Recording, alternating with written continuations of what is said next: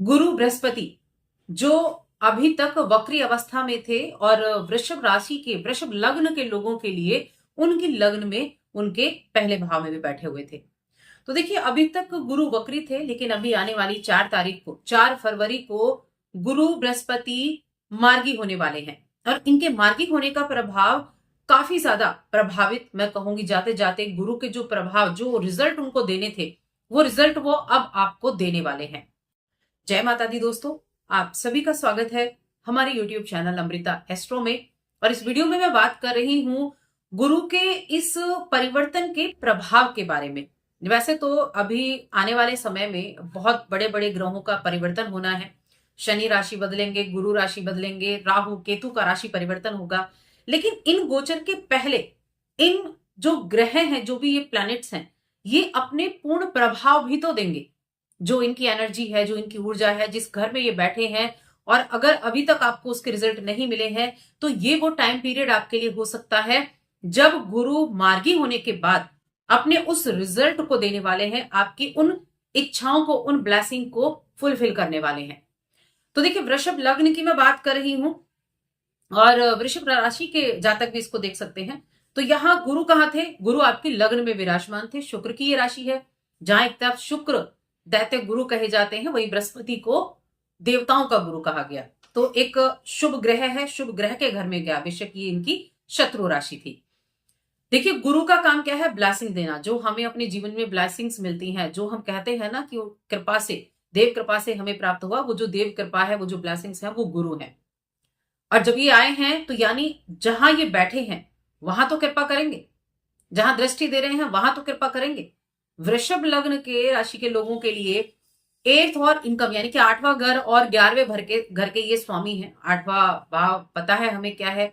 अचानक से होने वाली घटनाएं, रहस्यमयी घटनाएं हैं। और साथ में जो 11th हाउस हम कहते हैं, ये आपके लाभ का भाव, इच्छा पूर्ति का भाव भी कहा गया है। साथ में गुरु सप्तम को देख भी रहे हैं। तो ये वो समय रहेगा अभी 4 फरवरी से। वैसे तो देखिए जो गुरु का गोचर है वो 14 मई को होने वाला है, लेकिन उससे पहले शनि का गोचर हो जाएगा। और शनि कहां विराजमान है?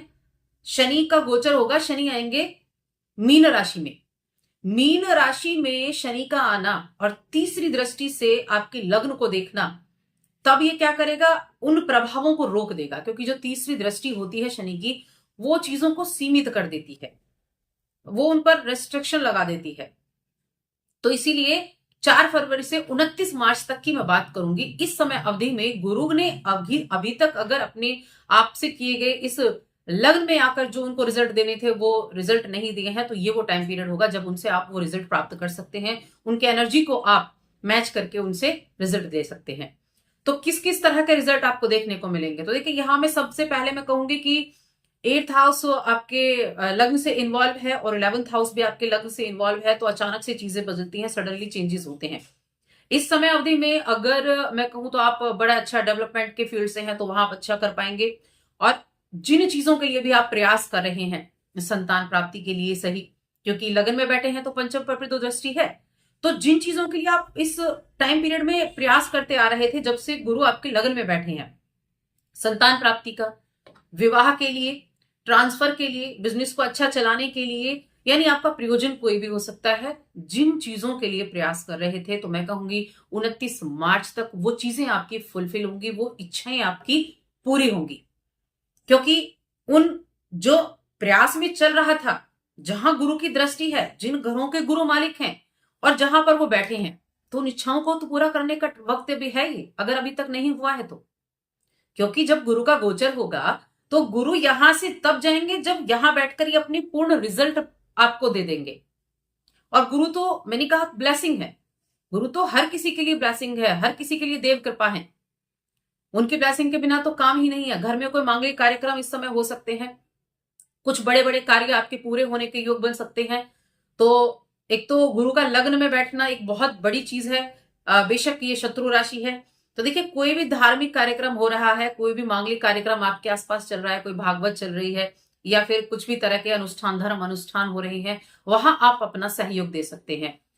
पैसे से सहयोग देने की मैं बात नहीं कर रही हूं। पैसे से जिनका सामर्थ्य है वो दे सकते हैं। आप अपने शरीर से सहयोग दे सकते हैं, वहां किसी तरह की मदद आप कर सकते हैं, किसी तरह के दान पुण्य कर सकते हैं। जो आपके गुरु हैं उनकी आप सेवा करें, उनका आदर सत्कार आप कर सकते हैं। और नहीं तो गुरु के बीज मंत्र का जाप आप कर सकते हैं। यानी जब गुरु आपकी लग्न से निकले तो प्रसन्न होकर निकले, और जब आपके सेकंड हाउस में जाए तो उस सेकंड हाउस में जाकर वो उन चीजों पर ज्यादा प्रभाव देगा। प्रभाव तब भी देगा लेकिन जब गुरु प्रसन्न रहेगा तो उनकी एनर्जी बहुत अच्छे तरीके से काम करेगी आपके सेकंड हाउस पर। क्योंकि आगे आने वाले समय में 14 मई को तो आपके सेकंड हाउस में गुरु जाने वाले हैं, तो बहुत ज्यादा परिवर्तन आपको देखने को मिलेंगे, वृद्धि होने वाली है।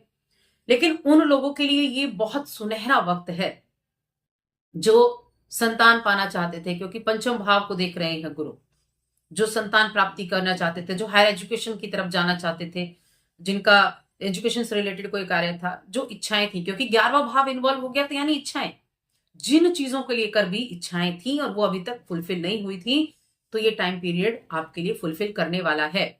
अब देखिए 29 मार्च से 14 मई तक की तो मैं कहूंगी कि इस टाइम पीरियड में बहुत स्लो जो रिजल्ट है वो आपको देखने को मिलेंगे, क्योंकि गुरु तो चाहेगा कि वो रिजल्ट दे, लेकिन शनि उन चीजों को क्या करेंगे, स्थिर करेंगे। शनि उस चीजों को, क्योंकि देखिए ये क्या है, स्थिर राशि है जो वृषभ राशि है, तो शनि की जब दृष्टि इस पर जाएगी तो चीजें कहीं ना कहीं रुक जाएंगी। तो इसलिए इन चीजों से आपको अब जाकर अच्छा रिजल्ट मिलने वाला है। उपाय के लिए मैं आपको यही कहूंगी कि आपके जो भी गुरु हैं, गुरु तुल्य व्यक्ति हैं, उनका सम्मान जरूर करें और बीज मंत्र का जाप जरूर करें। बीज मंत्र का जाप करने से आपको उसके रिजल्ट बहुत शीघ्र, अति शीघ्र देखने को मिलने वाले हैं। बाकी इसके ऊपर हम आगे चर्चा करेंगे जब गुरु का गोचर होगा मिथुन राशि में।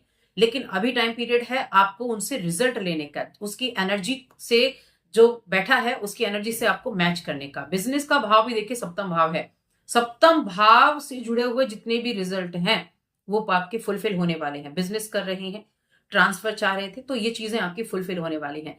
वैवाहिक जीवन आपका अच्छा रहेगा, विवाह की स्थितियां भी अच्छी रहेंगी, क्योंकि यहाँ एक अच्छी पोजीशन ये बन रही है कि आपकी राशि के स्वामी जो शुक्रदेव हैं वो भी इस अवधि में उच्च के रहेंगे।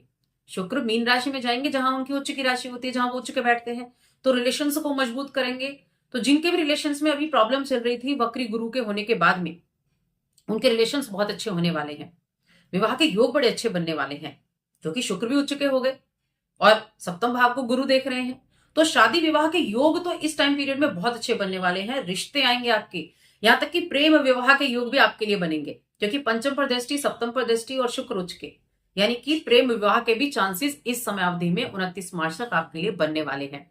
तो बस ये जो टाइम है इसका आपका, आप इसको एंजॉय कीजिए। मंत्र का जाप जरूर करें, बहुत बेनिफिट मिलता है किसी भी तरह के बीज मंत्र का जाप करने से। तो मिलते हैं नेक्स्ट वीडियो में। वीडियो कैसी लगी कमेंट करके जरूर बताएं। चैनल पर पहली बार आए हैं तो सब्सक्राइब करें, और कुंडली दिखाना चाहते हैं तो स्क्रीन पर आपको नंबर मिल जाएगा। जय माता दी।